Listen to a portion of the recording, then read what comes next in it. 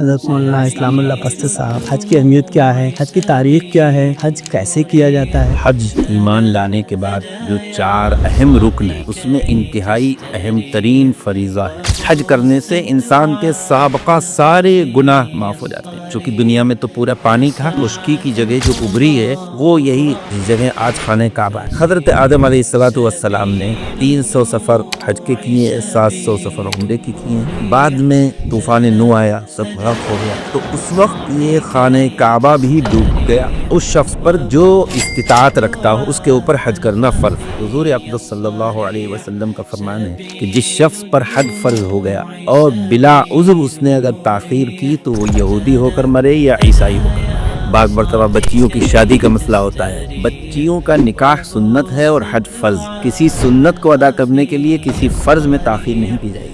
ہمارے ضلع لکھیم پور کا 470 کا کوٹا ہے۔ اب اگر 470 سے زیادہ فارم بھرے ہیں تب تو قرآن اندازی۔ جی، اب ہم کو اس سال حج کے لیے جانا ہے تو ہم کو کس طرح تیاری کرنی چاہیے؟ سب سے اہم ترین چیز نماز ہے۔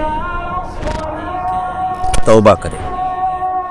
جتنا بڑا جو تاجر ہے، جتنا بڑا بزنس مین ہے، اس کا ویسی قرضہ بھی حج سے تمام گناہ معاف ہو جاتے ہیں۔ لیکن اگر حقوق العباد میں کوئی کوتاہی رہ جائے تو ایک نہیں کتنے بھی حج کرے وہ نہیں ختم ہوتی۔ ایک شخص بھی اگر جا رہا ہے حج میں، ہار پہنایا جاتا ہے، فوٹوگرافی ہوتی ہے، ویڈیوگرافی ہوتی ہے۔ وہ حج کرنے جا رہے تھے، انہوں نے بتایا بھی نہیں، بتاؤ میرا اتنا قریبی عزیز ہے ہمیں لکھنؤ تک پہنچانے نہیں گئے۔ اس شریعت میں یہ کہیں نہیں، نہ چاہتے ہوئے بھی اس کو پہنچانے جاتے۔ لوگوں نے کہا میں کیا بتاؤ بھائی، میرا اتنا قریبی رشتے دار تھا، وقت تو بالکل نہیں تھا، لیکن نہ جاتے تو یہ بات بھی شکر کرتے۔ نماز کے لیے آ جائے گا پہنچانے کے لیے مسجد میں کہ چلو اگر ہم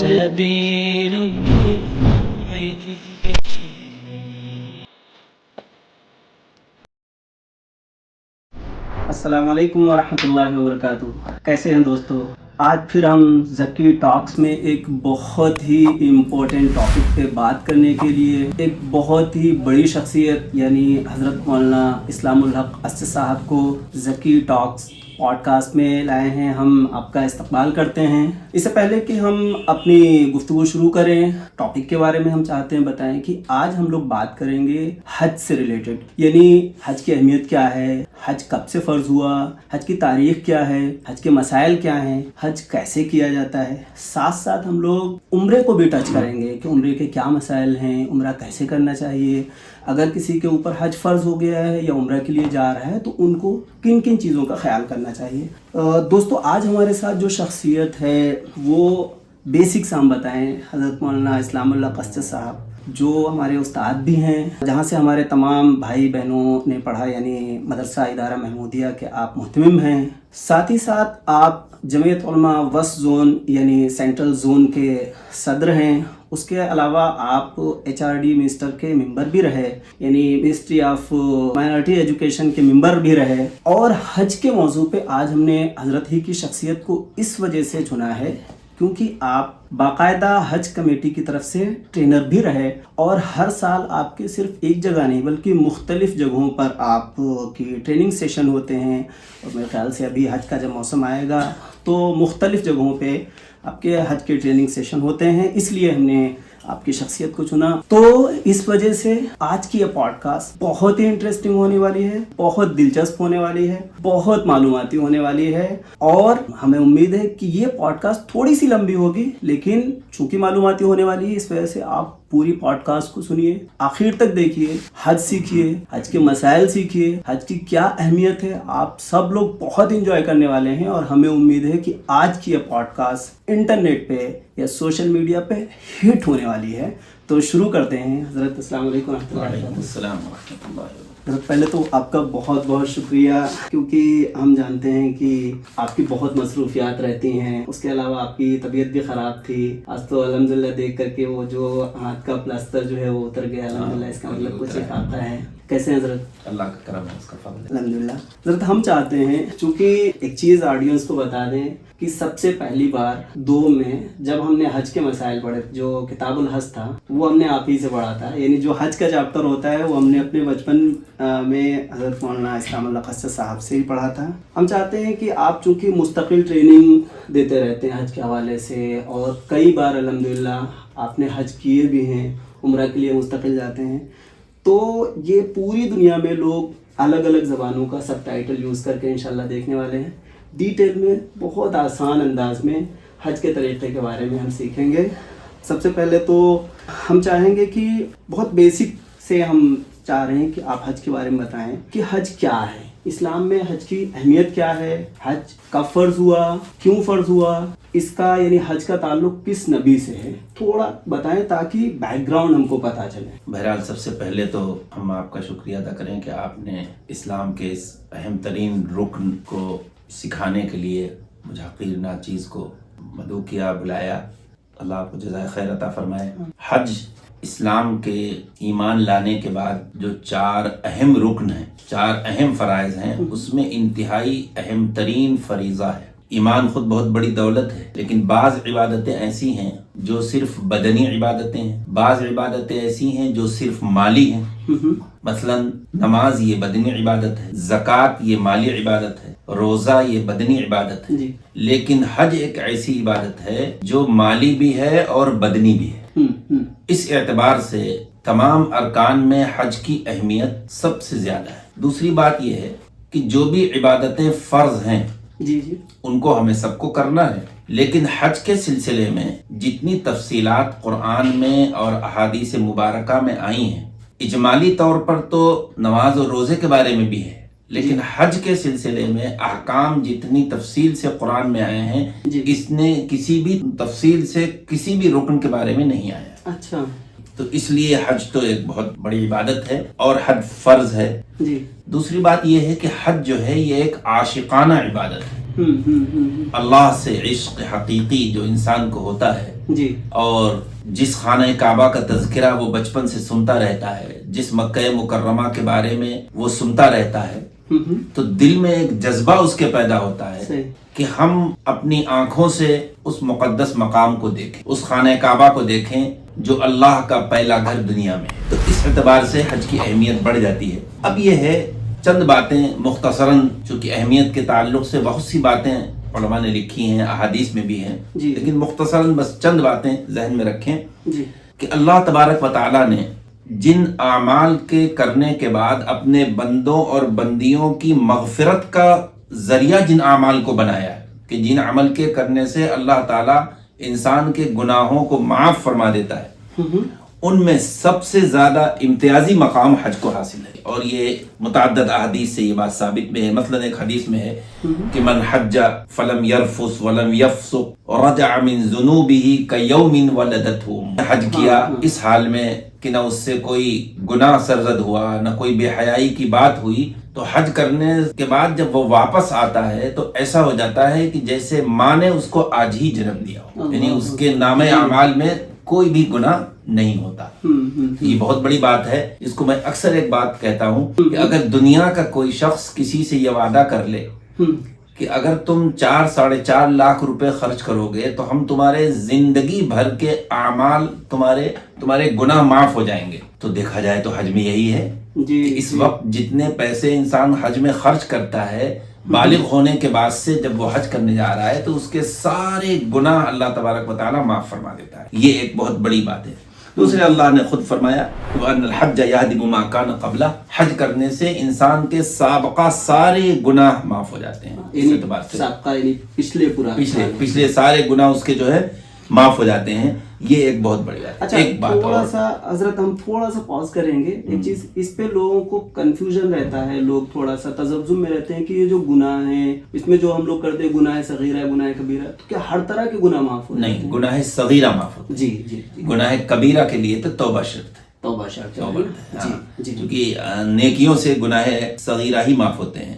ایک موقع پر حضرت داؤد علیہ السلام سے اللہ نے عرض کیا کہ اللہ, آپ کے جو بندے آپ کے گھر کی زیارت کے لیے آئیں ان کے لیے کیا تحفہ ہے, یعنی جو حج کے لیے مکہ مکرمہ کا سفر کریں تو کیا ان کے لیے تحفہ ہے, کیا گفٹ ہے؟ تو اللہ عز و جل نے حضرت داؤد علیہ السلام سے یہ بات فرمائی کہ جو مہمان کا میزبان پر حق ہوتا ہے اے داؤد, وہ حق مجھ پر بھی ہے. اور وہ حق یہ ہے کہ اگر وہ میرے اس گھر کو دیکھنے کے لیے آئیں گے, ارادہ کریں گے, یہاں آئیں گے, تو دنیا میں بھی میں ان کو عافیت سے نوازوں گا اور آخرت میں ان کے تمام گناہ معاف کر دوں گا. تو یہ ایک بہت بڑی دولت ہے. یعنی جو حج کے لیے جاتا ہے جی. تو وہ اللہ تعالیٰ کا مہمان ہے اور اللہ تعالیٰ اس کے میزبان ہے. میزبان. جی.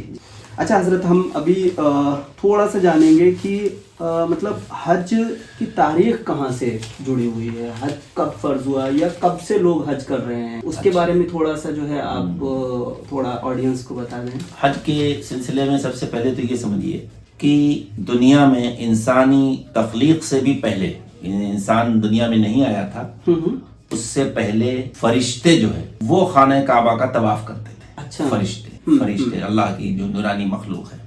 حج کی عبادت کا سلسلہ جو ہے حضرت آدم علیہ السلام کے بعد سے، حضرت آدم دنیا میں آئے تو حضرت آدم علیہ السلام نے خانہ کعبہ کا طواف کیا. اور چونکہ دنیا میں تو پورا پانی تھا، خشکی کی جگہ جو ابری ہے وہ یہی جگہ آج خانہ کعبہ ہے، کعبۃ اللہ کی جگہ. جی. تو حضرت آدم علیہ السلام نے 300 سفر حج کے کیے ہیں، 700 سفر عمرے کے کیے ہیں. تو یہ تو حضرت آدم علیہ السلام کے زمانے سے ہے، چونکہ حج کے لغوی ترجمہ ہوتے ہیں ارادہ کرنا. ایک منٹ، حضرت آدم علیہ السلام نے سب سے پہلے حج کیا اور 300 سفر حج کے لیے کیے اور عمرے کے لیے 700 سفر کیے. اللہ اکبر. یہ میرے خیال سے آڈینس کے لیے ایک نئی معلومات ہوگی کہ جو تمام انسانیت کے بابا آدم جن کو ہم لوگ بہت یہ ورڈ یوز بھی کرتے ہیں، سب سے پہلے انسان ہیں، سب سے پہلے نبی ہیں، انہوں نے 300 سفر حج کے لیے کیا اور 700 سفر عمرے کے لیے کیے. جی حضرت کنٹینیو. اب یہ کہ ذہن میں رکھنا چاہیے کہ حج کے لغوی معنی تو ارادے ہی کے، ارادہ کرنا. جی. لیکن بعد میں طوفان نوح آیا. طوفان نوح میں سب جانتے ہیں کہ سب غرق ہو گیا. جی. سوائے وہ کشتی جو حضرت نوح علیہ السلام کی تھی اور جو حضرت نوح پر ایمان لائے وہ اس میں بچ گئے. جی.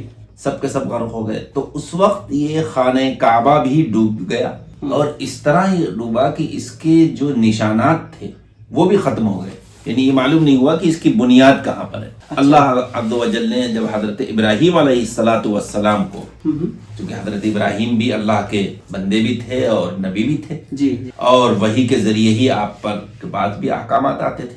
جی. تو حضرت ابراہیم علیہ السلام نے اللہ کے حکم سے معلومات اللہ نے ان کو دی تو خانہ کعبہ کو دوبارہ تعمیر فرمایا، جس کے نشانات جو ہے ختم ہو چکے تھے، لیکن بعد میں خانہ کعبہ کو تعمیر فرمایا. اس کے بعد اللہ نے انہیں حکم دیا تو انہوں نے پہاڑ کی چوٹی پر جا کر یہ اعلان کیا تھا، وَأَذِّن فِي النَّاسِ بِالْحَجِّ يَأْتُوكَ رِجَالًا وَعَلَى كُلِّ ضَامِرٍ يَأْتِينَ مِنْ كُلِّ فَجٍّ عَمِيقٍ. اللہ نے حکم دیا کہ بھائی اب تم خانہ کعبہ کو تم نے تعمیر تو کر دیا، لیکن اب لوگوں میں اعلان کرو کہ لوگ اس کا ارادہ کریں، اس کا آ کے طواف کریں. اور وہ لوگ جب تم اعلان کرو گے تو لوگ چاروں طرف سے تمہارے پاس آئیں گے، ہر جگہ سے آئیں گے. چنانچہ اعلان کیا. اس میں ضروری ایک بات سمجھنی چاہیے کہ حضرت ابراہیم علیہ السلام نے اللہ سے یہ دریافت کیا کہ اے اللہ، ہم جب اعلان کریں گے پہاڑ پر سے تو یہ اعلان، اس زمانے میں کوئی لاؤڈ اسپیکر تو تھا نہیں، یہ اعلان کی آواز لوگوں تک پہنچے گی کیسے؟ اللہ نے فرمایا تمہارا کام ہے اعلان کرنا، میرا کام ہے آواز کو لوگوں تک پہنچانا، کیونکہ اللہ تو ہر چیز پر قادر ہے. چنانچہ حضرت ابراہیم علیہ السلام نے جب یہ اعلان کیا تو اللہ نے آوازوں کو پہنچایا، اور جس نے حضرت ابراہیم کے اس آواز کو سنا اور لبیک کہا، اللہ تبارک و تعالیٰ اس کو حج کی توفیق ضرور عنایت فرمائے گا. اچھا بیچ میں حضرت ایک سوال یہ ہو رہا ہے کہ جیسے آپ نے کہا کہ حضرت نوح علیہ السلام کے زمانے میں جب سیلاب آیا تو تمام چیزیں جو ہیں ختم ہو گئیں، تو کیا حضرت آدم علیہ السلام نے کعبہ تعمیر کیا تھا اس کے بعد میں؟ خانہ کعبہ تعمیر کیا تھا اور وہ سیلاب نوح کے زمانے میں وہ ختم ہو گیا، پھر حضرت ابراہیم علیہ السلام نے دوبارہ بنایا. اس کے بعد حضور اقدس صلی اللہ علیہ وسلم کا جب زمانہ آیا تو باقاعدہ جو حج کے احکام ہیں، حج جو فرض ہوا ہے وہ سن 9 ہجری. اچھا. یعنی حضور اقدس صلی اللہ علیہ وسلم کے ہجرت کے 9ویں سال. ہاں، مکہ سے مدینہ جو مائگریٹ کیا اس کے 9ویں سال میں حضور اقدس صلی اللہ علیہ وسلم جو ہے وہ کرتے تھے، خانہ کعبہ کا طواف کرتے تھے، لیکن جو حج کے اعمال ہیں اصل اس کی فرضیت حج کی وہ سن 9 ہجری میں ہوئی، جس کی قرآن میں اللہ نے آیت بھی نازل کی، وَلِلَّهِ عَلَى النَّاسِ حِجُّ الْبَيْتِ مَنِ اسْتَطَاعَ إِلَيْهِ سَبِيلًا، کہ تمام لوگوں کے لیے اللہ ہی کے لیے تمام لوگوں پر حج ہے، اس شخص پر کہ جو بیت اللہ کا ارادہ کرے اس کے اوپر حج کرنا فرض ہے، جو استطاعت رکھتا ہو راستے کی۔ استطاعت سے مراد ہے یہ ہے، آج کل کی ہم اس میں کہیں جتنے ایام حج میں لگتے ہیں، جتنے دن کا ویزا ان کو ملتا ہے، جتنے دن وہاں رہنا ہوتا ہے، وہاں رہنے کے آمد و صرف، آمد و رفت کے اخراجات، اور اس کی عدم موجودگی میں اس کے گھر والوں کے جو اخراجات ہوں وہ بھی اس میں شامل ہیں استطاعت میں۔ اچھا، مطلب یہ ہے کہ اگر کسی کے پاس اتنا پیسہ ہے کہ وہ جتنے دن حج کے لیے جا رہا ہے ان کے ایکسپینسز برداشت کر سکے، اور ان کی جو فیملی یہاں ہے جس ملک میں بھی ہے وہ بھی جو ہے آرام سے اپنا ڈیلی کا جو روٹین ہے وہ مینٹین کر سکیں، تو اس کے اوپر حج فرض ہو جائے، اس کے اوپر حج فرض ہوگا۔ اچھا، ابھی مان لیجیے ایک شخص کے اوپر حج فرض ہوا اور اب اس کے پاس استطاعت بھی ہے اور وہ حج کرنا بھی چاہتا ہے، تو پہلا قدم کیا ہوتا ہے؟ کیونکہ بہت سارے لوگ ہیں جو پہلی بار حج جا رہے ہوتے ہیں، فرض بھی ہوتا ہے، جذبہ بھی ہوتا ہے ان کے اندر کہ ہم حج کریں، تو اس کا پہلا پروسیجر کیا ہوتا ہے، پہلا قدم کیا ہوتا ہے، کیا کرنا چاہیے جس کے اوپر حج فرض ہوتے ہیں؟ اس سوال سے پہلے بھی ایک بات ہم فرض کے سلسلے میں مزید بتلا دیں۔ جی عام طور سے ذہنوں میں یہ ہے کہ حج کمیٹی میں جتنے پیسے جمع ہوتے ہیں، جب اتنے پیسے میرے پاس ہوں گے تب ہم پر حج فرض ہوگا، چونکہ حج کمیٹی کا حج نسبتاً پرائیویٹ حج سے سستا ہوتا ہے، تو جتنا جب کیش ہوگا تب ہوگا میرے پاس۔ لیکن اس سلسلے میں ایک بات ذہن میں رہنی چاہیے اور لوگوں کو معلوم ہونا چاہیے کہ اگر کوئی شخص اس کے پاس بشکل نقد تو روپیہ نہیں ہے، لیکن اگر وہ کاشتکار ہے یا کاشتکار بھی نہیں ہے، اس کے پاس زمین ہے جو اس کی آمدنی کے ذرائع ہیں، اور اگر اتنی زمین ہے کہ اگر اس کا وہ کچھ حصہ فروخت کر دے، بیچ دے، اور اس کے روزمرہ کے اخراجات میں فرق نہ آئے، تو ایسے شخص پر حج فرض ہو۔ اچھا، ٹھیک ہے، کیش ہونا ضروری ہے، کیونکہ عام طور سے ذہن میں یہ ہوتا ہے کہ میرے پاس پیسہ نہیں۔ اب زمین کسی کے پاس 50 بیگھہ ہے اور 5 یا 10 بیگھے میں اس کے سال بھر کے اخراجات اس سے نکل آتے ہیں، 40 بیگھہ اس کی مزید آمدنی ہے، تو اگر وہ 1-2 بیگھہ بیچ کر حج اس کے اوپر فرض ہو جاتا ہے۔ اچھا ٹھیک ہے، تو اسی میں ہم ایک بیچ میں کوشچن، حالانکہ یہ میرا سوال تھا، ہم نے نوٹ بھی کیا تھا، لیکن ہم چاہتے ہیں اسی بیچ میں کر لیں کہ اب مان لیجیے کسی کے اوپر حج فرض ہے، بہت سارے لوگ ہیں حج فرض ہے لیکن ان کے بہانے رہتے ہیں، کبھی جاب کا، کبھی کسی چیز کا۔ حج فرض ہونے کے باوجود اگر کوئی شخص حج نہیں کرتا ہے یا حج کو ٹالتا ہے، ڈیلے کرتا ہے، تو اس کے بارے میں شریعت کیا کہتی ہے؟ دیکھیے، جب حج فرض ہو جائے، بہت اچھا سوال کیا۔ حج کے فرض ہونے کے لیے ایک تو کوئی عمر کی شرط نہیں ہوتی۔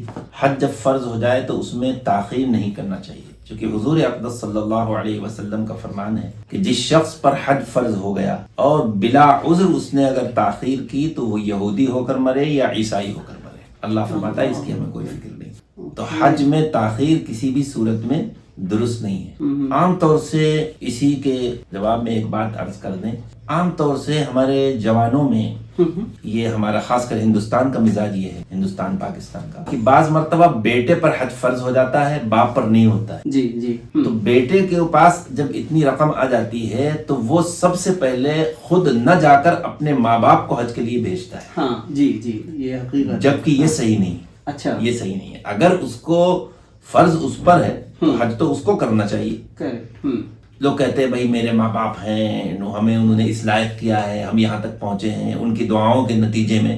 وہ سب ماں باپ کے حقوق اپنی جگہ مسلم ہیں، لیکن بیٹے کو اپنا حج کرنا چاہیے۔ ہاں، یا تو پھر یہ ہے کہ وہ اپنا حج کرے اور ساتھ میں ماں باپ کو لے جائے۔ صرف یہ سمجھنا کہ باپ کو بھیج دے یا ماں کو بھیج دے اور خود حج نہ کرے تو یہ جوان جو ہے وہ گنہگار ہوگا۔ ہاں، یہ مطلب میرے خیال سے ایسا ہی ہے جیسے کہ نماز ہمارے اوپر فرض ہے، تو ایسا نہیں کہ ہم اپنے والدین سے کہیں نماز پڑھ لیں تو ادا ہو جائے گی۔ جی، تو جس کے اوپر اگر بیٹے کے اوپر حج فرض ہے تو اس کو کرنا ہوگا، اس کو کرنا ہوگا۔ اچھا، تاخیر کی بات آئی جی، کہ جو بات ابھی پوچھی بہت اچھی بات ہے کہ بعض مرتبہ جاب کا مسئلہ ہوتا ہے، آدمی گورنمنٹ جاب ہے یا پرائیویٹ جاب ہے تو وہ سوچتا ہے جب ہمارا ریٹائرمنٹ ہو جائے اس کے بعد جائے۔ بعض مرتبہ بچیوں کی شادی کا مسئلہ ہوتا ہے تو لوگ کہتے ہیں کہ یہ تو اہم چیز میرے پاس ہے۔ بچیوں کا نکاح سنت ہے اور حج فرض ہے۔ کسی سنت کو ادا کرنے کے لیے کسی فرض میں تاخیر نہیں کی جائے گی۔ جب حج فرض ہو جائے تو اس میں کچھ نہیں دیکھنا. بعد مرتبہ یہ ہوتا ہے کہ دکان پر ہم تنہا ہیں, دکان بند کرنا پڑے گی, تو یہ بھی کوئی عذر نہیں. ہم کہیں پڑھ رہے تھے اس کے بارے میں, ہم چاہیں گے چونکہ بات چلی ہے تو آپ تھوڑا وضاحت کر دیں. ہم کو یاد نہیں کتاب کا نام, کہ حج کے بارے میں انہوں نے بہت سارے ایسے واقعات نقل کیے ہیں کہ جو شخص حج کے لیے جاتا ہے تو اللہ تعالیٰ جو ہے اس کے رزق میں اور برکت دیتا ہے.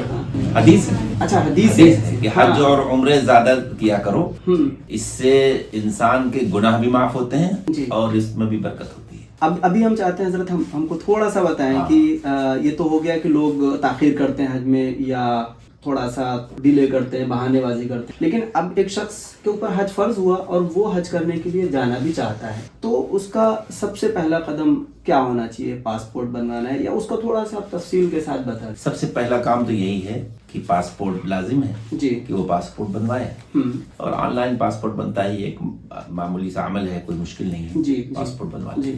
پاسپورٹ جب بن جائے تو اس کے بعد جب حج کمیٹی کی طرف سے اعلان اخبار میں بھی آتا ہے اور خبریں واٹس ایپ وغیرہ پر بھی آ جاتی ہیں جی کہ فلاں تاریخ سے حج کے فارم بھرے جائیں گے. میرے خیال سے حضرت ایک منٹ پاس کریں گے. مجھے امید ہے کہ یہ حج سے ریلیٹڈ آج تک اتنے ڈیٹیل میں کوئی پوڈ کاسٹ نہیں ہے, تو پوری دنیا کے لوگ دیکھیں گے تو ہم اس کی وضاحت کر دیں کہ ہر ملک کے الگ الگ اصول ہوتے ہیں. ہو سکتا ہے ان کے یہاں کے اصول کچھ دوسرے ہوں. انڈیا کے بارے میں ہم لوگ بات کر رہے ہیں, جو شیخ بات کر رہے ہیں وہ انڈیا میں کیا ہوتا ہے اس سے ریلیٹڈ بات کر رہے ہیں. یہ بالکل صحیح ہے کہ ہر ملک کے اپنے الگ الگ اصول ہوتے ہیں, اور اس ملک کا ایک الگ اصول ہے, اور اس ملک کے بھی جو یہاں کی حج کمیٹی ہے اس کے بھی اصول و ضابطے بدلتے رہتے ہیں. جیسے ایک زمانہ تھا جب حج کی درخواست رمضان کے بعد پتہ لگتا تھا کہ حج کے فارم بھرے. ایک زمانہ ایسا بھی تھا. اب 7-8 مہینے پہلے, یعنی ادھر حج مکمل ہوا اس کے 2-3 مہینے کے بعد اعلان آ جاتا ہے, تو یہ بدل گیا اصول. تو یہ کوئی ایک نہیں رہتا, یعنی جو بات اس وقت ہم بتلائیں گے وہ آج کل حج کمیٹی کے جو اصول ہے اس کی روشنی میں. ہم لوگ 2025 میں بات کر رہے ہیں, 2025 میں بات کر رہے ہیں, اس سے متعلق حضرت بتا رہے ہیں. سب سے پہلے تو یہ ہے کہ جب ہم کو معلوم ہو جائے کہیں سے بھی, اخبارات کے ذریعے سے, ٹی وی کے ذریعے سے, کہ حج کے فارم بھرے جا رہے ہیں, تو پہلے زمانے میں تو فارم باقاعدہ آتے تھے. اچھا, فزیکلی آتے تھے, اس کو فل کرنا رہتا تھا. لیکن اب ایسا نہیں ہے, اب آن لائن فارم بھرتے ہیں. جس طرح کے آن لائن پاسپورٹ بنتا ہے اسی طرح آن لائن فارم بھرے جاتے ہیں. جہاں کا رہنے والا انسان ہو وہاں جو اس کے ماہر ہوں ان سے رابطہ کریں کہ فارم بھرنے کا کیا طریقہ ہے. جو لوگ بھی کمپیوٹر چلاتے ہیں وہ لوگ بھی یہ عمل کر لیتے ہیں. بعض مدرسوں میں, جیسے ہمارے یہاں مدرسہ ادارہ محمودیہ میں الحمدللہ اس کا انتظام کیا, باقاعدہ انتظام ہے, آن لائن فارم کا انتظام ہے. اور تو ان سے رابطہ کریں, وہ بتلائیں گے کہ ہمیں حج کے فارم کے لیے کیا کیا ڈاکومنٹس چاہیے. اس کے لیے کوئی خاص ڈاکومنٹس نہیں ہے, شروع میں صرف پاسپورٹ کی ڈیٹیل ہی اس میں بھرنا رہتی ہے. پاسپورٹ کی ڈیٹیل وغیرہ بھر کر یہ بھیج دیا جاتا ہے. فارم میں وہ چیزیں وہ لوگ دیتے ہوں کیا کیا فل کرنا ہے, وہ ساری ڈیٹیل وہ بتلائیں گے. اس کے بعد حج کمیٹی ایک کور نمبر الاٹ کرتی ہے. مطلب فارم جب فل ہو جائے گا اس کو سبمٹ کر دیں گے تو ایک نمبر سبمٹ کر دیں گے تو ایک کور نمبر. ایک بات ذہن میں رکھیں کہ حج کا فارم ایک شخص تنہا بھی بھر سکتا ہے. پہلے کسی زمانے میں 10 کا گروپ ہوا کرتا تھا اور اب 5 کا گروپ ہے, یعنی ایک ساتھ 5 لوگ حج میں جا سکتے ہیں. مطلب ایک فیملی کے اگر 5 لوگ جا رہے ہیں, فیملی بھی ضروری نہیں, کہیں کے بھی ہوں. پاسپورٹ بھی ان کا اتر پردیش کا ہو یا کہیں اور کا ہو, لکھنؤ منڈل کا نہ بنا ہو, بریلی منڈل کا ہو, دلی کا ہو, کرناٹکا کا ہو, کہیں کا بھی, اچھا پورے انڈیا کا. تو ایک ساتھ 5 لوگ کے لیے فارم بھر سکتے ہیں. 5 لوگوں کا مطلب یہ ہے کہ جب وہ 5 ساتھ میں بھریں گے تو ان کی فلائٹ جانے کی آنے کی سب کچھ ساتھ میں رہے گا, ان کی وہاں رہائش بھی ساتھ ہی میں رہے گی. کوشش یہ کرنی چاہیے کہ جب حج کا ارادہ کریں تو جس بستی کا انسان رہنے والا ہو یا جس شہر کا ہو یا جس گاؤں کا ہو وہاں یہ معلومات کر لے کہ اور کون لوگ جانے والے ہیں. بعض مرتبہ ہوتا یہ ہے کہ انسان نے حج کا ارادہ کیا اور تنہا فارم بھر دیا, بعد میں یہ پتا چلا کہ ہمارا فلاں قریبی عزیز بھی جا رہا ہے یا فلاں ہمارا دوست بھی جا رہا ہے, تب اسے افسوس ہوتا ہے. یا فلاں عالم دین جا رہا ہے جو حج کر بھی چکا ہے, تب اس کی دلی خواہش ہوتی ہے کاش کہ ہم حج اس کے ساتھ کرتے. تو سب سے پہلا کام یہ ہے کہ فارم جب بھریں تو معلومات کر لیں, یا اگر تنہا بھی بھرا ہے تو ابھی جمع نہ کریں, یعنی ابھی حج کمیٹی میں فارم بھجوائیں مت. اچھا, بس آن لائن اس کو کر لیں اور رکھے رہیں, پرنٹ نکال کے اس کا رکھ لیں. اس کی کوئی مہلت ہوتی ہے کہ ہاں اس کی ایک مدت ہوتی ہے. اچھا ہاں مطلب تقریباً 1-1.5 مہینے کی مدت دی جاتی ہے کہ اس مہینے اس وقت تک آپ جو ہے یہ فارم جمع کر دیں. تو اس مدت میں ان سے کہہ دیں کہ اگر اور کوئی لوگ آئیں تو مجھے ان کے ساتھ کر دیں. یہ اس سے فائدہ یہ ہوتا ہے کہ ہم مزاج جب لوگ ملتے ہیں تو سہولت ہو جاتی ہے. جی کلچر تہذیب وہ سب ایک جیسی ہوتی ہے. جی بالکل. تو فارم بھر دیا گیا. فارم بھرنے کے بعد ایک کور حج کمیٹی ایک کور الاٹ کرتی ہے, یو پی حج کمیٹی, اس پر لکھا ہوتا ہے. جب وہ آ جائے تو یہ سمجھ لیجئے کہ اس نے جو فارم بھرا تھا وہ منظور ہو گیا. اچھا. اس زمانے میں چونکہ حج میں جانے والوں کی تعداد نسبتاً حج کمیٹی سے کم ہے, اس لیے قرعے کی نوبت نہیں آتی. مطلب یہ ہے کہ جو نمبرز دیے گئے ہیں حج کمیٹی کو وہ زیادہ ہیں اور حجاج کم جا رہے ہیں. دیکھیے پہلے ہر صوبے کا کوٹا ہوتا ہے. ایک تو انڈیا کا کوٹا ہے جی, پھر انڈیا وہ کوٹا ہر صوبے کو دیتی ہے آبادی کے تناسب سے. پھر اس کے بعد وہ صوبہ وہ کوٹا ضلعوں کو دیتا ہے. مثلا ہمارے ضلع لکھیم پور کا 470 کا کوٹا ہے. اچھا. اب اگر 470 سے زیادہ فارم بھرے گئے تب تو قرآن اندازی ہوگی, لیکن اگر 470 کے اندر ہی فارم بھرے گئے ہیں تو کوئی قرآن اندازی کی بھی ضرورت. تو ابھی 470 کی تعداد مطلب اتنی نہیں ہو پاتی. اچھا. تو اب جیسے فارم بھر دیا, اب وہ الاٹ آ گیا, مطلب نمبر آ گیا. اب اس کے بعد حج کمیٹی کی طرف سے پہلی قسط جمع کرنے کے لیے پھر ایک اعلان آتا ہے. اس میں اعلان تھوڑا سا مطلب یہ اعلان کیسے آتا ہے؟ ہاں اعلان کیسے آتا ہے. اس میں یہ جو ہوتا ہے کہ جیسے اگر گروپ میں 5 لوگ ہیں تو ایک اس گروپ کا ہیڈ ہوگا. اچھا. ہیڈ آف گروپ اسے کہیں گے. اس کا نمبر ہوگا. اچھا. حج کمیٹی اس کے پاس میسج آئے گا, فون پر میسج آئے گا. اس سے معلوم ہو جائے گا اس کو ہی. ورنہ اخبارات میں بھی آتا ہے, یعنی حج کمیٹی کی ہر خبر اردو اخبارات میں, ہندی اخبارات میں, انگلش میں یہ آتی, تو لوگ اس کو دیکھ لیتے ہیں. پہلی قسط جمع کرتے ہیں. پورا حج کا جتنا پیسہ ہے وہ یکمشت جمع نہیں ہوتا ہے, پہلی قسط جمع ہوتی ہے. پہلی قسط جمع کرنے کے بعد دوسری قسط کے لیے پھر ایک مدت ملتی ہے, پھر تیسری قسط کے لیے ایک مدت ملتی ہے. کتنی مدت ملتی ہے؟ تقریباً 1 مہینے کا 1.5 مہینے کا فاصلہ ہے. اچھا, یہ تو اور آسانی ہاں بہت آسانی ہو جاتی ہے. پھر اس میں ایک آخری ڈیٹ ملتی ہے کہ اس ڈیٹ میں جمع کر دیں. لیکن جب بھی یہ حج کمیٹی والی وہ ڈیٹ دیتے ہیں, اگر وہ اس تاریخ میں اس ڈیٹ تک لوگ پیسے نہیں جمع کر پاتے ہیں کسی وجہ سے, تو اس میں پھر بڑھا بھی دیتے ہیں.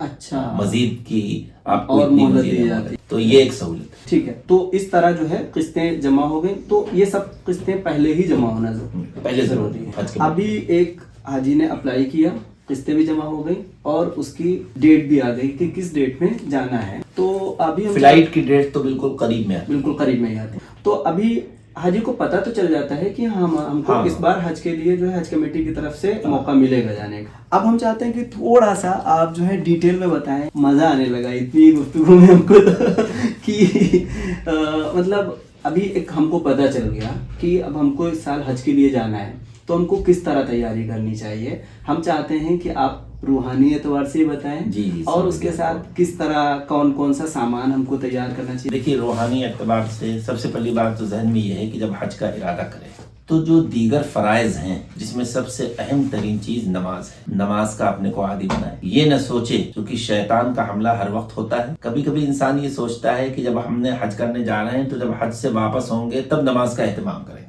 ایک بات داڑھی کے سلسلے میں بھی یہی ہے کہ عوام میں یہ بات ہے کہ داڑھی رکھنا تو سنت ہے, جبکہ داڑھی رکھنا سنت نہیں ہے, واجب ہے, سنت سے ثابت ہے. تو یہ انتظار نہ کرے کہ جب ہم حج کر کے واپس آئیں گے تب داڑھی چھوڑیں گے, بلکہ جب ارادہ کرے اسی وقت سے داڑھی بھی چھوڑ دے. گناہ سے بچنے کا اہتمام کرے اور توبہ کرے, رو کر گڑ گڑا کر اللہ سے معافی مانگے. اس کا فائدہ یہ ہوگا کہ اس کا دل, چونکہ حج ایک عاشقانہ عبادت ہے, میں شروع میں بتایا, اس کا دل لگے گا اعمال کے کرنے کا اور گناہوں سے بچنے کا. چونکہ جب ایک چیز کی عادت پڑ جاتی ہے, پھر جب انسان اس جگہ پہنچتا ہے, تو جب اس جگہ انسان پہنچتا ہے تو پھر اس کو دشواری نہیں ہوتی. جیسے رمضان آنے والا ہے, ایک دم رمضان میں تو کوئی عبادت شروع کر دیتے ہیں, لیکن یہ شعبان جو ہے یہ تیاری کا مہینہ ہے, استقبال رمضان. ایسے ہی حج کی اہم ترین تیاری جو ہے وہ اپنی زندگی کی تبدیلی ہے. اہم ترین تیاری صرف سامان نہیں ہے, اہم ترین تیاری ہے. پھر ایک خاص بات ہے جس کی طرف ہم وہ اشارہ کرنا چاہتے ہیں, بتانا چاہتے ہیں, وہ یہ ہے کہ جو ہمارے قرضے ہیں لوگوں پر، یہ بہت اہم مسئلہ ہے. اہم چیز ہے جو کہ اس کا تعلق حقوق العباد سے. جی کہ یہ بات جو شروع میں ہم نے بتلائی تھی کہ حج سے تمام گناہ معاف ہو جاتے ہیں، کتنے بھی انسان گناہ کیا ہو، لیکن اگر حقوق العباد میں کوئی کوتاہی رہ جائے تو ایک نہیں کتنے بھی حج کرے وہ نہیں ختم ہوتی، وہ معاف نہیں ہوتی. ایک منٹ آڈینس، بہت امپورٹنٹ بات ہے. ایون یہ میرے سوال سے مس ہو گیا تھا، ہم نے یہ سوال نہیں بنایا تھا، لیکن بہت اہم بات ہے. لوگ اس کا خیال نہیں کرتے ہیں. جو ابھی شیخ نے کہا کہ ہم حج کے لیے جا رہے ہیں، اس سے پہلے اگر کسی کا قرض ہے، کسی کا حق لے رکھے، یعنی حقوق العباد کسی بندے کا حق ہے، تو وہ پہلے ہم ادا کریں، اس کے بعد میں جائیں. جی حضرت. اچھا، البتہ اب اس میں یہاں پر ایک ضرور سوال پیدا ہوگا ہمارے اس کہنے سے جی کہ جو بڑے بزنس مین ہیں، بڑے تاجر ہیں، جتنا بڑا جو تاجر ہے، جتنا بڑا بزنس مین ہے، اس کا ویسے ہی قرضہ بھی، ان کا تو وہ تو سامان پرچیز کرتا ہے اور جی بیچتا ہے. جی. تو جن کا یہ حساب چلتا رہتا ہے ان کے لیے ضروری نہیں ہے کہ اپنا وہ سارا حساب بے باک کر کے ہی جائیں. اوکے. یہاں پر قرض کا مسئلہ یہ ہے کہ جو پرسنل کسی سے قرضہ لیا ہے اور وہ ادا بھی کر سکتے ہیں، یعنی ان کے پاس اتنی رقم ہے کہ وہ بسہولت ادا کر سکتے ہیں. حج میں جو رقم خرچ ہونا ہے اس سے ہٹ کر ان کے پاس اتنی ہے کہ وہ بسہولت ادا کر سکتے ہیں، لیکن لاپرواہی اور کوتاہی میں نہیں ادا کر رہے ہیں، تو اس کو ادا کرنا. نمبر 1. نمبر 2، وہ حضرات جو بزنس مین ہیں، ہمارے تاجروں سے گزارش یہ ہے کہ اکثر وہ جہاں سے سامان خریدتے ہیں ان کو اطلاع کیے بغیر حج میں چلے جاتے ہیں. مطلب جہاں سے سامان ادھار لیتے ہیں. ہاں، ادھار لیتے ہیں. جی. اب ہوتا یہ ہے کہ وہاں سے وہ خود آیا یا انہوں نے اپنے ملازم کو بھیجا جو کہ ہر ہفتے وہ آتا ہے پیمنٹ لینے، جو ایک طریقہ رہتا ہے. تو اس کے بعد جو دکان پہ منشی بیٹھا ہے یا ملازم ہے یا کوئی اس کا بھائی ہے، تو ان کا بھائی وہ جو اصل مالک ہے وہ تو حج کرنے گئے ہیں. تو اس میں اس کا بہت خیال رکھنا چاہیے کہ جن سے ہم سامان پرچیز کرتے ہیں وہ چاہے مسلم ہو یا نان مسلم ہو، ان کو آپ بتائیں کہ بھائی ہم حج کرنے جا رہے ہیں، یہ پیمنٹ ہمارے پیچھے اتنا نہیں مل پائے گا، آپ ہمیں مہلت دیں. یہ. اور دوسری جو بات ہم نے کہی کہ جتنا قرض جو ہے بسہولت ادا ہو سکے وہ ادا کرے، اور نہیں تو لوگوں سے مہلت لے لے کہ بھائی ہم یہ قرض آپ کا ہے، ہم حج کے سے واپسی کے بعد اتنے دن میں ادا کر دیں گے. ایک بات. دوسری بات یہ ہے کہ عام طور سے جب انسان معاشرے میں رہتا ہے جی تو ایک دوسرے سے کہا سنی بھی ہو جاتی ہے، گفت و شنید بھی بند ہو جاتی ہے، لڑائی ہوتی ہے. جی. حالانکہ اس مسئلے کا تعلق صرف حج سے نہیں، ویسے بھی حدیث میں یہ ہے کہ 3 دن سے زیادہ کسی سے گفتگو نہیں بند رکھنی چاہیے، لیکن کم از کم حج میں جانے سے پہلے یہ ضرور کر لے، یہ غور کرے کہ ہمارے کون سے وہ رشتہ دار ہیں، کون سے اعزاء ہیں یا کون سے دوست احباب ہیں جن سے ہماری گفت و شنید بند ہے، آنا جانا بند ہے. تو جا کر ان کی خدمت میں جائے اور ان سے معافی مانگے، بھلے خود غلطی پر وہ نہ ہو. یعنی بعض مرتبہ یہ آتا ہے کہ ہماری کوئی غلطی تو ہے نہیں، ہم کیوں معافی مانگیں.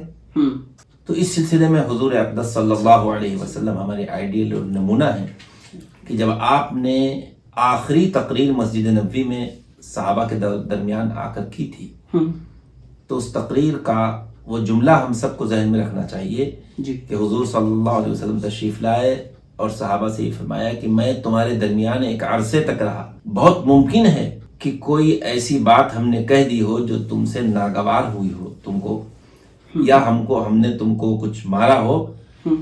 تو حدیث میں آتا ہے حضور صلی اللہ علیہ وسلم نے اپنی چادر ہٹا دی اور فرمایا کہ جس پر میں نے ظلم کیا ہو، محمد کی پیٹھ حاضر ہے، وہ آ کر مجھ کو مار لے. تو جب حضور اقدس صلی اللہ علیہ وسلم صحابہ سے معافی مانگ سکتے ہیں، جو صحابہ ان سے عمر میں چھوٹے بھی ہوں گے، بڑے بھی ہوں گے، برابر کے بھی ہوں گے، تو ہمارا شمار کی کیا حیثیت ہے؟ تو حج میں جانے سے پہلے کم از کم یہ عمل کر لے. عام طور سے لوگ اس کو نہیں کرتے. یہ تو ہوئی روحانی. جی روحانی. جہاں تک تیاریوں کا مسئلہ ہے، حج کی تیاری میں اصل ہے طریقہ حج کو سیکھنا. جہاں انسان رہ رہا ہے وہاں پر اگر حج کی تربیت کے لیے نظام بنا ہوا ہے مدارس میں، تو ان سے رابطے میں رہے، ٹریننگ جو ہو وہاں پر شرکت کرے اور کتابوں کو بھی دیکھے. لیکن کتابوں میں چونکہ بڑی تفصیل آئی ہے تو بعض مرتبہ انسان اس تفصیل کو پڑھتا ہے تو کنفیوژن ہو جاتا ہے. جی جی جی. تو اس کے لیے دشواری ہوتی ہے. مسائل کی کتاب، اس لیے جو مختصر کتابچے ہیں ان کا مطالعہ رکھیں، اور جو علماء حضرات ہیں ان سے رابطہ کریں. بعض علماء ایسے ہیں جو حج کے سلسلے میں اچھی معلومات رکھتے ہیں، تو ان سے کہے کہ آپ تھوڑا سا وقت ہم کو دے دیں اور حج کے سلسلے میں جو ضروری باتیں ہیں وہ مجھے بتلا دیں. جی یہ اصل تیاری ہے. جی یہ ابھی ہم لوگ حج کا طریقہ بھی اسی پوڈ کاسٹ میں سیکھیں گے انشاءاللہ.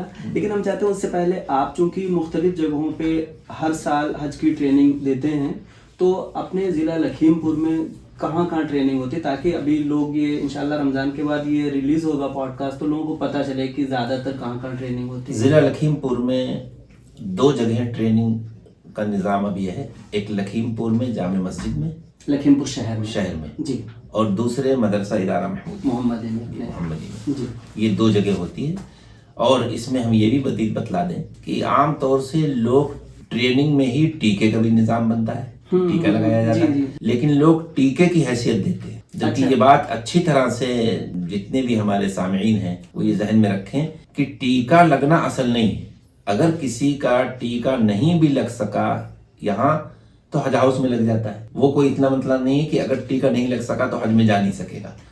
لیکن ٹریننگ میں شرکت یہ اصل ہے, اس سے حج کی معلومات ہو. اس لیے ہم تمام لوگوں سے یہ چاہیں گے کہ جہاں بھی ٹریننگ ہو رہی ہے وہاں شرکت کریں. ضلع لکھیم پور میں یہ 2 جگہ ہیں. ہاں یہ مطلب ہم کو بھی لگتا ہے اسی وجہ سے ہم نے اس ٹاپک پہ یہ پوڈ کاسٹ رکھا کیونکہ حج کے مسائل ایسے ہیں جیسے ہم نے 2 کے سال سے آپ سے سب سے پہلے پڑھا تھا, ہر سال پڑھتے آتے ہیں, لیکن جب ہم کو یہ پوڈ کاسٹ کرنی تھی تو پھر سے پڑھنا پڑا کیونکہ ہم گئے نہیں ہیں, عمرے کے لیے گئے ہیں الحمدللہ لیکن حج کے لیے نہیں گئے ہیں. تو اگر ٹریننگ نہیں لیں گے تو میرے خیال سے بہت زیادہ کنفیوژن رہتا ہے اور لوگوں کو لگتا ہے کہ حج کر کے آ گئے, پتہ جب مسائل ہی نہیں پتہ ہوں گے تو کیسے پتہ ہوں کہ غلطی کی یا نہیں کی. تو یہ بہت امپورٹنٹ ہے. اس پوڈ کاسٹ میں بھی ہم لوگ انشاءاللہ پورا طریقہ سیکھیں گے حج کا. ابھی تو ہم بہت بنیادی باتیں کر رہے ہیں اور جیسا کہ شیخ نے بتایا کہ ہمارے یہاں ضلع لکھیم پور میں شہر لکھیم پور میں بھی ٹریننگ ہوتی ہے. اس کی جو تاریخیں نکلتی ہیں میرے خیال سے اناؤنسمنٹ ہوتا ہوگا کب ٹریننگ ہوگی. ادارہ محمودیہ میں بھی ٹریننگ ہوگی. سارے حاجیوں کو فون کر کے بھی بتلایا دیا جی. تو آپ لوگوں کو جیسے ہی اطلاع ملے تو ٹریننگ لیں, حج کا طریقہ سیکھیں. صرف ٹیکہ لگانے کے لیے اس سے ٹریننگ یا اس ورک شاپ میں نہ آئیں. اچھا اس کے علاوہ کس طرح کی تیاری کرنی چاہیے؟ حج کے مسائل سیکھنا, حج کے مسائل سیکھنا اور یہ تو سب ہو گیا. جی اس کے علاوہ حج کی کوئی تیاری نہیں ہے. چونکہ اگر حج کمیٹی سے جا رہا ہے تو پہلے زمانے میں 2100 ریال یہ حج کمیٹی کی طرف سے دیے جاتے تھے, زر مبادلہ کی رقم دے دی جاتی تھی. اب ادھر گزشتہ سال سے یہ ہوا ہے کہ وہ یہ 2100 ریال نہیں دے رہے, اس سال بھی نہیں دیں گے. تو یہ جو اس نے جمع کیا ہے اس کے علاوہ وہ کم از کم 2000 ریال کا انتظام اپنے الگ سے کر لے. اچھا 2000 ریال, یہ میرے خیال سے 30-40 دن کا, زیادہ 40 دن کا. وہاں کا جو خرچ ہے وہ صرف کھانے کا ہے کیونکہ کھانا نہیں ملتا ہے حج کمیٹی کی طرف سے, اور قربانی کا ہے. یہ 2 خرچ ہیں. اچھا قربانی کا اپنی طرف سے ہی لینا پڑتا ہے. ہاں اس میں ایک آپشن رہتا ہے کہ اس میں فارم میں کہ اگر کوئی قربانی کرانا چاہے تو اس پر ٹک کر دے, لیکن ہم اس کا مشورہ نہیں دیں گے. بہت اچھا ہوا بیچ میں لفظ قربانی کا آ گیا, کیونکہ قربانی میں وہاں سب بینک کے تھرو قربانیاں ہوتی ہیں اور بینک میں ایک وقت دے دیتے ہیں کہ آپ کو آپ کی 10 ذی الحجہ کو فلاں وقت قربانی ہو جائے گی. لیکن کنکری مارنے کے بعد طواف 10 ذی الحجہ کو رمی کرنے کے بعد کنکری مارنے کے بعد ہی قربانی ہے. جی تو ہو سکتا ہے ہمارا حاجی کنکری نہ مار سکا ہو اور قربانی اس سے پہلے ہو جائے, اور ترتیب واجب ہوتی ہے. جی جی. تو اس لیے ہم مشورہ لوگوں کو دیتے ہیں کہ قربانی میں وہاں کوئی جاننے والا ہو, اس کو پیسے جمع کریں جس پر بھروسہ ہو, یا اپنے آپ جا کر قربانی کریں. یہ خیر مسئلہ بعد میں تفصیل میں اس میں آئے گا, لیکن یہاں کی اس سے جو وہ ضمناً اس بات کو اسی وجہ سے حضرت ہم نے آپ کا انتخاب, کیونکہ آپ کے پاس ایکسپیرینس ہے, تجربہ ہے, ہر سال آپ ٹریننگ دیتے ہیں کہ کس طرح کے مطلب, کیونکہ یہ چیزیں ہم کو کتابوں میں نہیں ملیں گی جو ابھی آپ نے قربانی والی بات بتائی. اچھا اس کے علاوہ ہم چاہتے ہیں کہ 2000 ریال جو ہے آدمی اپنے خرچے کے لیے رکھ کے لے جائے. اور سامان کتنا, کیونکہ بہت سارے لوگ بہت سامان لے جاتے ہیں. دیکھیے سامان کا ایسا ہے جی, اس کی تفصیل یہاں پر دے دی جاتی ہے حج کی کمیٹی کی طرف سے کہ آپ کے بیگیج, ہینڈ بیگیج کتنا ویٹ ہو, اس کا لیگیج کے کتنا ہو, کیونکہ عام طور سے لوگ سعودی ایئر لائن سے ہی لے جاتے ہیں. تو اس میں 45 kg ہے لیگیج اور 7 kg ہے ہینڈ بیگیج. اچھا ادھر سے تو وزن نہیں ہوتا, ادھر سے تو کوئی وزن نہیں ہوتا ہے. ہمیشہ ہوتا تھا, ایک بات خاص سمجھ لیں کہ ہمیشہ آدمی اس لیے لے جاتا تھا سامان کہ حج میں عزیزیہ میں جہاں رہائش ہوتی تھی وہاں کچن ملتا تھا. حاجیوں کے لیے. مدینہ منورہ میں تو نہیں لیکن مکے میں. اس سال سے وہ کچن سسٹم ختم کر دیا ہے. پھر کیا ہوگا؟ اس سال تو حاجی لوگوں کو بہت ممکن ہے، یہ بات میں ابھی اس لیے کہہ رہا ہوں کہ ابھی اوپر سے یہ ایسا معلوم نہیں ہوا، ہاں لیکن بہت ممکن ہے کہ وہ کھانے کا انتظام کریں. اچھا ہوٹل میں ہی ہوگا، جیسے عمرے میں جاتے ہیں، عمرے میں جاتے ہیں جو شکل رہتی ہے اس طرح وہ انتظام کریں. درمیان میں ایک سال کیا ہے. اور یہ بھی ہو سکتا ہے کہ وہ 2100 ریال جو ادھر چند سالوں سے نہیں دے رہے تھے وہ دے دیں تو حاجی اپنے طور سے ہوٹل سے لا کے کھائے. یعنی پکانے کا سسٹم جی پکانے کا سسٹم ختم ہے. جب سسٹم ختم ہے تو پھر راشن لے جانے کی بھی ضرورت نہیں. صحیح. لوگ چاول آٹا اور دنیا بھر کی چیزیں یہاں سے لے جاتے تھے ڈھو کے، تو اب اس کی ضرورت نہیں ہے. تو 45 kg جی اس میں اور 7 kg اس میں. ایک رائے ہے کہ حج میں زیادہ سامان نہ لے جائیں. کپڑے وہاں زیادہ گندے نہیں ہوتے. 4 جوڑ کپڑے 5 جوڑ کافی ہے. یہ 4-5 جوڑ کپڑے رکھ لے.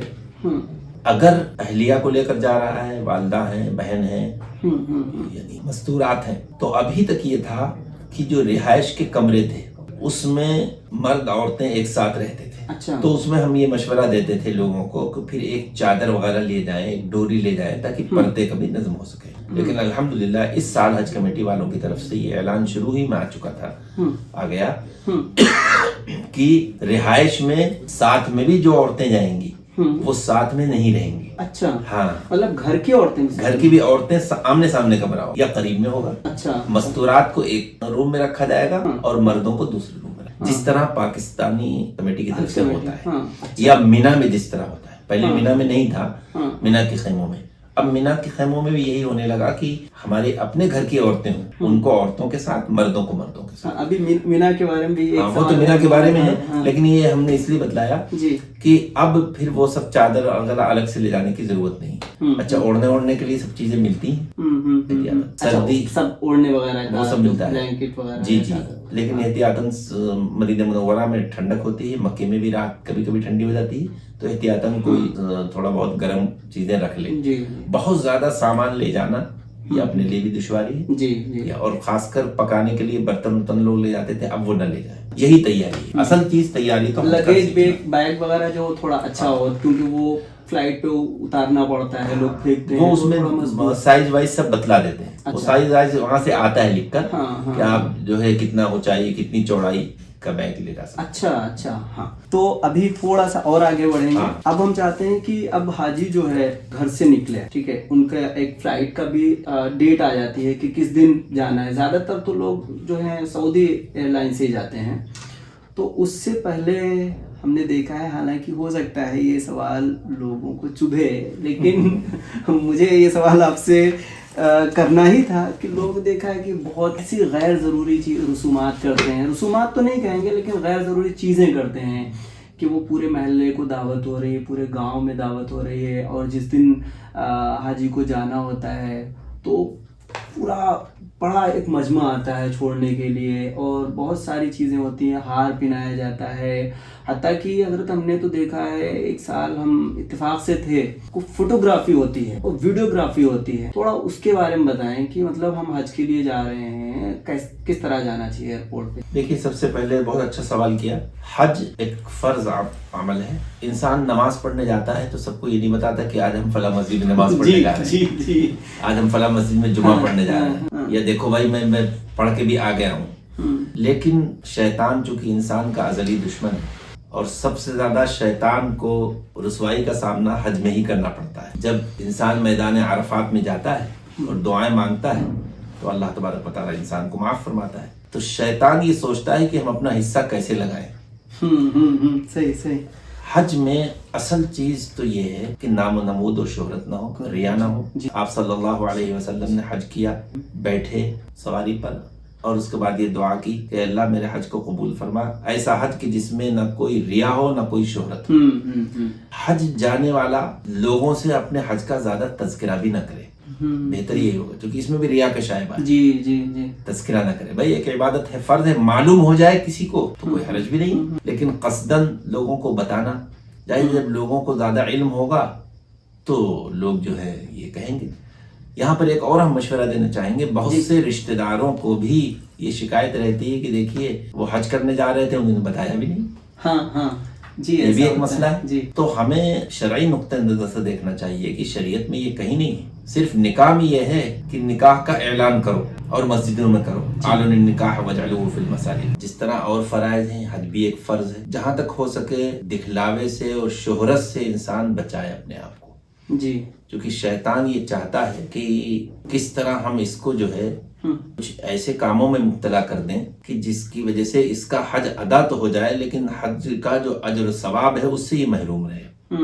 اور انسان کا بعض لوگ ہوتے ہیں جو بہت سے عملوں میں اپنی شہرت چاہتے ہیں، جبکہ ریا کا کوئی عمل جو ہے اللہ کو پسند نہیں، حتیٰ کہ نماز میں بھی کوئی ریا کرے گا تو وہ شرک ہے۔ من صلی یرائی فقد اشرک، من صام یرائی فقد اشرک، حدیث میں آتا ہے۔ جی جی تو جب ریا اور سمعہ نہیں ہے اس میں، تو جہاں تک ہو سکے معلومات ہو جائے، فارم بھرنے گیا معلومات ہو جائے تو کوئی بات نہیں، لیکن قصداً اعزاء کو بتانا اس کی کوئی شرعی حیثیت نہیں۔ نمبر دو یہ ہے کہ اگر معلوم بھی ہو جائے تو حج میں جانے سے پہلے دعوتوں کا اہتمام یہ بھی بالکل درست نہیں ہے، یعنی جو حج میں جا رہا ہے وہ اپنے یہاں لوگوں کی دعوت کرے کہ بھائی ہم حج میں جا رہے ہیں، سب لوگ آ جائیں، جمع ہو جائیں، یہ بھی درست نہیں۔ اعزاء اقارب اس نیت سے نہیں، بس اس نیت سے کہ ایک اچھے سفر کے لیے جا رہا ہے، کوئی بہت قریب ترین عزیز کر دے تو کوئی قباحت بھی نہیں ہے، لیکن اگر یہ عمل شروع ہو جائے تو پھر لوگ اس کو لازمی سمجھیں گے، بلکہ جانے والا بھی یہ سوچے گا کہ دیکھو ہم حج میں جا رہے ہیں اور ہماری فلاں نے دعوت بھی نہیں۔ اچھا ایک چیز ہم کو میرے ذہن میں ابھی آئی کہ چونکہ جب حاجی حج کے لیے جاتا ہے تو اس کے بارے میں حدیث بھی ہے کہ اس کی دعائیں قبول ہوتی ہیں،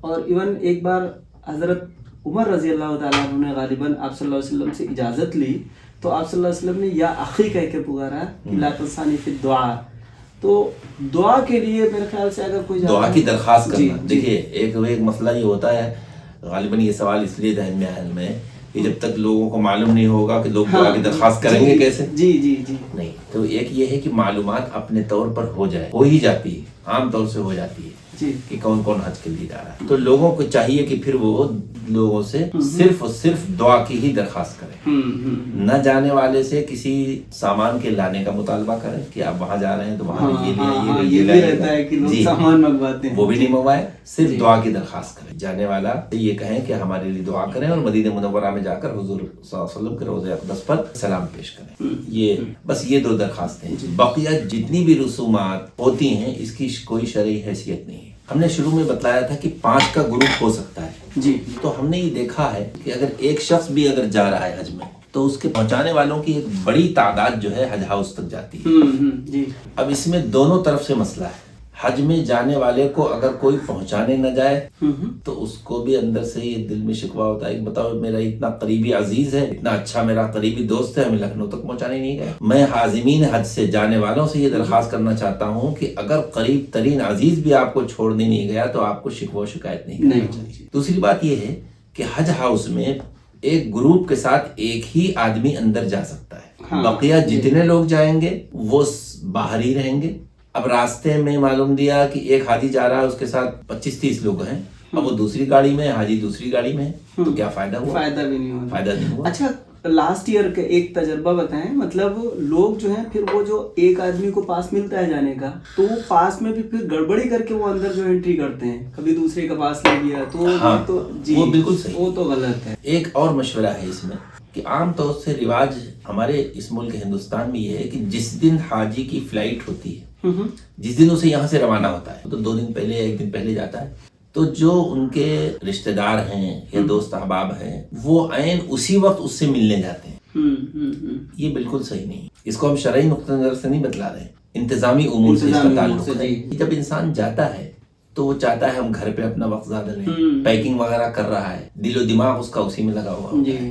اب آنے والے آتے رہتے ہیں تو وہ کبھی باہر جاتا ہے، کبھی اندر آتا ہے، ہاں وہ مہمانوں پہ بھی زیادہ فوکس نہیں کر رہا اور اپنے گھر والوں سے بھی۔ تو ہم ایک مشورہ دیں گے کہ اگر آپ اس سے 1 دن پہلے چلے جائیں، رات میں اسے جانا ہے صبح چلے جائیں، جی، اور جانے میں بھی زیادہ وقت نہ لگائیں وہاں پر، یعنی ملنے جائیں تو بہت زیادہ बैठे ना, जैसे इयादत के आदाब होते हैं, ऐसे ही हज में रुखसत करने वालों के भी आदाब हैं। इसका तो आपको हजरत बहुत तजुर्बा हमें तो होगा। खूब तजुर्बा है। हमने देखा है लोग आके इतना लंबा लंबा बैठे रहते हैं जी। और आपको कोई कवाहत भी नहीं, आप मुस्तकिल बैठे भी रहते हैं यहाँ। इसीलिए मैंने बताया जी। कि हज में लोग ज्यादा वक्त नहीं जाए और हज की दरखास्त जी। करें। जा भी नहीं सका अगर अपनी मशगूलियत की वजह से, तो टेलीफोन से बात कर ले। इस जमाने में ये सहूलत है कि टेलीफोन से कह ले, भाई मुझे ये इल्म, आप हज के लिए तशरीफ ले जा रहे हैं, मेरे लिए दुआ कर लीजिए, बस इतना काफी है। इसमें जाने वाले के लिए भी सहूलत है और लोगों के लिए। पहुंचाने में अगर कुछ लोग चले जाएं थोड़े बहुत तो कोई हर्ज नहीं है, लेकिन ज्यादा भीड़ ले जाना ये बिल्कुल मुनासिब नहीं है। अखराजात भी होते हैं, वक्त भी निकालता है। और सही बात ये है, जो मेरा अपना तजुर्बा भी है,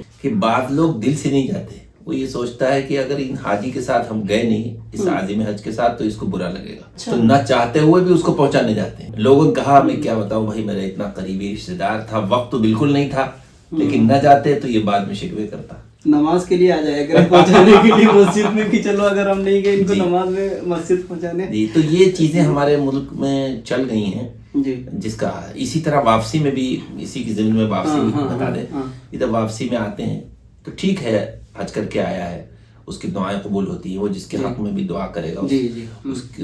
उसके लिए भी मगफरत अल्लाह ताला। उसके लिए बहुत ज्यादा दावतों का एहतमाम जो होता है, दावत करीब तरीन अजीज कर लें, कोई हर्ज नहीं, जी। लेकिन उसको लाजमी न समझे। ना हज करने वाला ये सोचे कि हम हज करके आए हैं तो हमारी दावत की जाए, न दीगर रिश्तेदार ये सोचें कि अगर हमने दावत नहीं की तो गोया कि हमने कोई गलत काम किया। तो इसमें अगर वो हो तो ये हज ऐसा होगा जो वाकई अल्लाह की रजा के लिए है, क्योंकि वलिल्लाहि अलन्नासी है, जी, कि अल्लाह ही के लिए लोगों पर है, यानी अल्लाह की हाँ, खुशनुदी के जी, लिए। जी। एक हमको हजरत इसमें वाकया याद आ रहा है, नाम नहीं लेंगे, हम लोगों के बहुत करीबी हैं, दोनों बहुत अच्छे दोस्त थे बचपन के, अब तो बड़ी शख्सियत हो गई, मेरे उस्ताद भी हैं। वो हज के लिए जाते हैं दोनों हजरात, एक दोस्त को दूसरे दोस्त के बारे में नहीं बताया। जब वो सही कर रहे होते हैं तो मरवा पहाड़ी पे जो है मिलते हैं, तब पता चलता है अच्छा ये भी हज करने के लिए। इतनी खामोशी के साथ गए हैं, वो बहुत करीबी हैं हम लोगों के, उनका ही ये वाकया है। खैर, ये तो थी इब्तदाई बातें कि हज में जाने से पहले किन किन चीज़ों का ख्याल करना चाहिए।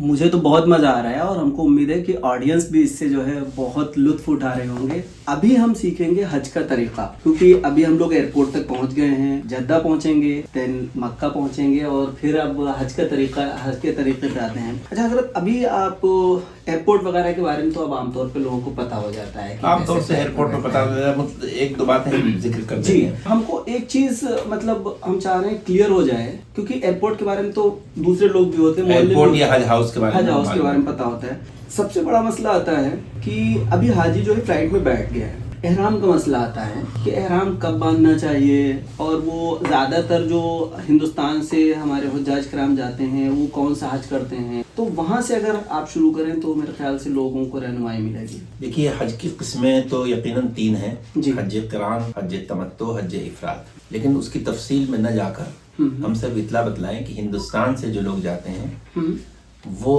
चूंकि हज के अय्याम से काफी पहले जाते हैं, खासकर हज कमेटी से। हज के अय्याम मतलब 8 ज़िलहिज्जा जो है, हाँ, उससे काफी पहले जाते हैं, तो वो हज तमत्तो ही करते हैं। हज तमत्तो का थोड़ा सा बता दें क्या? अच्छा, थोड़ा सा हम बता रहे हैं। हज तमत्तो में ये है कि जब वो यहाँ से जाते हैं हम्म, तो सिर्फ उम्रे का एहराम बांधते हैं। उस वक्त वो लफ्ज हज उन्हें कहना भी नहीं है। अगर वो नियत जा जो रहे करें। हैं, हाँ, नियत जो कर रहे हैं, वैसे तो उनकी नियत हज की है ही, लेकिन यहाँ से जब वो एहराम बांधेंगे तो एहराम बांधने के बाद जो दुआ पढ़ेंगे तो उसमें ये कहेंगे, अल्लाहुम्मा इन्नी उरीदुल उम्रता फयस्सिरहु ली व तक़ब्बलहु मिन्नी। जी। तो ये हज उम्रे के लिए है। तो हज तमत्तो का मतलब यही है कि उम्रा करने के बाद एहराम उतार देना। एक चीज क्लियर कर दें, यानी हज तमत्तो के लिए हम उम्रा एहराम बांधेंगे, उम्रा करेंगे और फिर एहराम उतार देंगे आज़ाद। और आम तौर से जितने भी हज कमेटी से जाते हैं वो भी, अलबत्ता जो लोग प्राइवेट टूर से जाते हैं, अब चूंकि प्राइवेट टूर वाले, बाज टूर वाले हज के अय्याम से 2 या 3 दिन पहले ही ले जाते हैं। अच्छा। मसलन 5 ज़िलहिज को या 6 ज़िलहिज को। तो उनमें से बाज ऐसे हैं जो हज क़िरान करते हैं, क्योंकि और हज क़िरान में ये होता है जिसमें उम्रे को हज से मिला दिया जाए। अच्छा, क़िरान एक का ही मतलब एहराम से एक ही उम्रा एहराम और से। हज दोनों। ठीक है। तो उसमें वो ये करते हैं कि उम्रे के बाद फिर वो एहराम नहीं उतारेंगे, उसी एहराम में रहेंगे और 8 ज़िलहिज्जा को उसी एहराम से ही वो मिना जाएंगे। ये अफजल है, हज क़िरान अफजल है। لیکن جمہور علماء کا اس میں کہنا یہ ہے اگر ہر شخص حج قران کرے گا، افضلیت پر عمل کرے گا، تو چونکہ عمرے میں پابندیاں بھی ہیں، وہ زیادہ دن پابندیاں اس کو رکھنی پڑیں گی، اس لیے بہتر یہی ہے کہ حج تمتع کیا جائے۔ اب جو ہندوستان سے جتنے بھی لوگ جا رہے ہیں حج تمتع ہی کی۔